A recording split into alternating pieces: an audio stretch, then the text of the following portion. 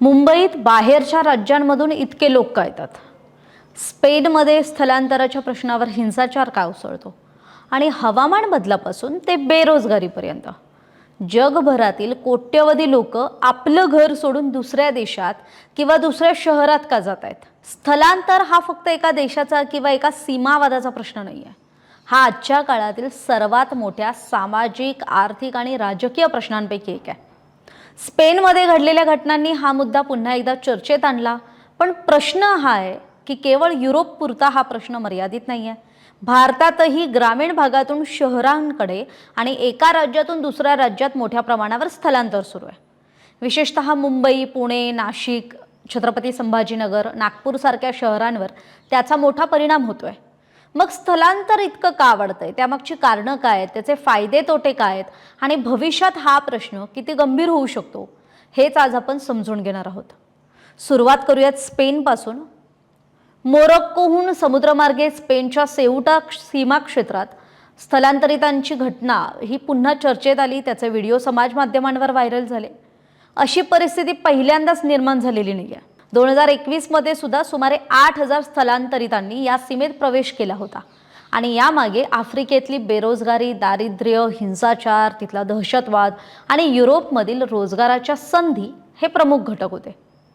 याशिवाय मानवी तस्करीचं मोठं जाळं सुद्धा या स्थलांतराला चालना देतंय असं बोललं जातं. मात्र स्पेन समोर एक मोठा विरोधाभास आहे. ते म्हणजे शेती, पर्यटन आणि सेवा क्षेत्रासाठी त्यांना स्थलांतरित कामगारांची गरज आहे. पण दुसरीकडे अनधिकृत स्थलांतरामुळे सीमा व्यवस्थापन म्हणजे बॉर्डर लाईनला जे मॅनेजमेंट होतं किंवा बॉर्डर लाईनच्या गोष्टी सुरक्षेच्या दृष्टीने असतात, त्या बाबतीत निवारा, आरोग्य सेवा, सामाजिक समावेश यावर खरं तर प्रचंड ताण येतो. त्यामुळे मानवतावाद आणि राष्ट्रीय हित यांच्यात समतोल राखण्याचं आव्हान हे स्पेन सरकारसमोर उभं राहिले. खरं तर हा विरोधाभास संपूर्ण युरोपमध्ये दिसतो. म्हणजे एका बाजूला जन्मदर घटतोय, वृद्ध लोकसंख्या वाढते आणि कामगारांची कमतरता भासते. त्यामुळे स्थलांतरितांची गरज आहे. पण दुसऱ्या बाजूला स्थानिक रोजगार, घरं, सामाजिक सुविधा आणि सुरक्षेवर ताण वाढतोय. आता अशी भावना निर्माण झाली आहे. त्यामुळे याच पार्श्वभूमीवर अनेक देशांमध्ये उजव्या राजकारणाला किंवा उजव्या राष्ट्रवादी किंवा राष्ट्रहिताच्या राजकारणाला बळ मिळालंय. स्थलांतर हा आता युरोपमधील निवडणुकांचा महत्त्वाचा मुद्दा बनतोय. ब्रेक्झिट मागेही हाच मुद्दा महत्त्वाचा मानला जातो. आता या सर्व घडामोडींमधून आणखी एक संकल्पना पुढे येते, ती म्हणजे डिग्लोबलायझेशनची. स्पेनने अर्थव्यवस्था मजबूत करण्यासाठी तुलनेनं उदार स्थलांतर धोरण स्वीकारलं. त्यांच्या स्थलांतरित नियमितीकरण धोरणांतर्गत म्हणजे स्थलांतराचं जे नवं धोरण आहे त्याच्या अंतर्गत त्यांनी 10 लाखांहून अधिक स्थलांतरित जे नागरिक असतील त्यांना कायदेशीर दर्जासाठी अर्ज केलेत. समुद्रमार्गे आलेल्या जे स्थलांतरित लोक आहेत त्यांना परत पाठवण्याबाबत सर्वोच्च न्यायालयाच्या निर्णयाचा चुकीचा अर्थ लावलाय आणि त्यामुळे सुद्धा संभ्रम निर्माण झाला अशी चर्चा आहे.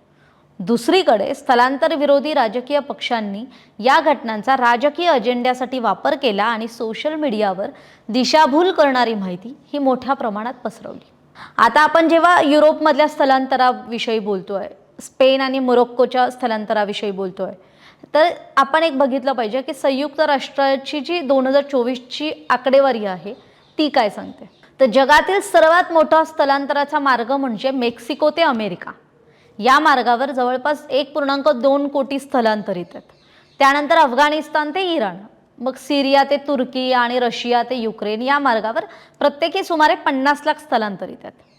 भारत ते UAE या मार्गावर सुद्धा म्हणजे भारत ते UAE सोबतच भारत ते अमेरिका हा जो मार्ग आहे स्थलांतरितांचा, तिथे प्रत्येकी 40 लाख स्थलांतरित आहेत. याशिवाय व्हेनेझुएला टू कोलंबिया, चीन to America, Bangladesh to Saudi Arabia, Bangladesh to Bharat, Pakistan to Saudi Arabia यासारखे महत्त्वाचे स्थलांतर मार्ग आहेत जे या अहवालात नमूद करण्यात आलेत. आता हे सगळं आपण आंतरराष्ट्रीय अहवालात जर नमूद केलं जात आहे, मग प्रश्न येतो की लोक स्थलांतर का करतात? तर यामागची प्रमुख कारणं म्हणजे बेरोजगारी, संधीचा शोध म्हणजे रोजगाराच्या चांगल्या संधी मिळण्याची त्यांना एक आशा असते. दुसरं म्हणजे आफ्रिकेतील दारिद्र्य, दहशतवाद, हिंसाचार. पश्चिम आशियाबाबत सांगायचं झालं तर तिथली अस्थिरता, अफगाणिस्तानातील यादवी आणि मग तिथला सुद्धा दारिद्र्याचा एक महत्त्वाचा मुद्दा आहे. आणि शेवटचा जो महत्त्वाचा मुद्दा आहे तो म्हणजे हवामान बदल. आता संयुक्त राष्ट्रांच्या अंदाजानुसार हवामान बदलामुळे पुढील काही दशकात कोट्यावधी लोक हे क्लायमेट मायग्रंट्स बनू शकतात. म्हणजे जसे पक्षी खरं तर वातावरण बदलामुळे, हवामान बदलामुळे जसं देश सोडून दुसऱ्या देशात जातात, तसं आता मानवांचं सुद्धा होऊ शकतं असं म्हणजे तसा एक अंदाज वर्तवला जातोय. आता स्थलांतराचे केवळ नकारात्मक परिणामच होत नाहीत, त्याचे अनेक सकारात्मक सुद्धा पैलू असतात. म्हणजे कसं की 2024 मध्ये स्थलांतरितांनी आपल्या मायदेशी तब्बल $905 अब्ज पाठवले. त्यापैकी $685 अब्ज हे अल्प आणि मध्यम उत्पन्न गटातील देशांमध्ये पोहोचले. म्हणजे स्थलांतरामुळे काय झालं, ज्ञान म्हणजे तुमचं नॉलेज, कौशल्य, तुमचं स्किल, पैसा म्हणजे तुमची फायनान्शियल जी स्थिती आहे, मनी, आणि सामाजिक म्हणजे सोशली तुम्ही एकमेकांना तुमची देवाणघेवाण झाली, आदान प्रदान वाढलं. मात्र त्याचं योग्य व्यवस्थापन झालं नाही, आणि जर तसं झालं नाही तर त्याचे सामाजिक तणाव निर्माण होऊ शकतात. हा एक त्याचा निगेटिव्ह भाग. आता भारताकडे येऊयात. भारतात ग्रामीण भागातून शहरांकडे आणि एका राज्यातून दुसऱ्या राज्यात स्थलांतराचा मोठा ओघ आहे. विशेषतः मुंबई आणि पुणे ही 2 मोठी केंद्र आहेत जी स्थलांतरितांसाठी कायम चर्चेचा विषय ठरतात. आता महामुंबईमध्ये अंदाजे 96 लाख स्थलांतरित आहेत. मुंबई शहर, उपनगर, ठाणे, उर्वरित महानगर या परिसरात स्थलांतर सातत्यानं वाढत आहे. परराज्यातून येणाऱ्यांमध्ये उत्तर प्रदेशचा वाटा हा सर्वाधिक आहे. त्यानंतर नंबर लागतो तो बिहारचा. आता टाटा सामाजिक विज्ञान संस्थेच्या ज्या प्राध्यापक आहेत डॉक्टर अमिता भिडे, त्यांच्या मते काय आहे की मुंबईच्या बाह्य भागात म्हणजे आउटस्कर्ट्समध्ये असंघटित उद्योग आहेत, रोजगाराच्या संधी आहेत आणि तुलनेनं परवडणारी घरं आहेत. त्यामुळे स्थलांतरितांचा ओघ हा त्या भागांकडे वाढतो.